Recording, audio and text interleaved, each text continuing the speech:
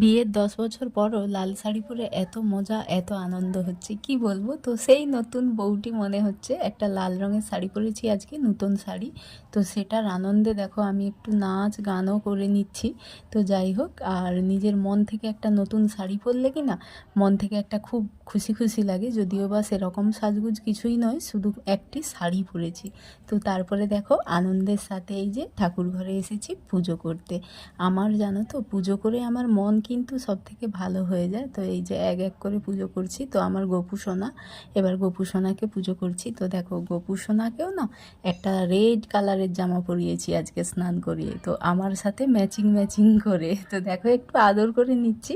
তারপরে এই যে শিব ঠাকুরকে একটু জল দিয়ে দিলাম। তো চলো পুজো পাঠ তো হয়েই গেল, এইবার আসলাম পুরো একদম রান্নাঘরে। তো চলো আমার হাফ ডেটা শেয়ার করলাম। রান্না কমপ্লিট করে এসে দেখছি এখানে মারা কাজ করছে। টাটা।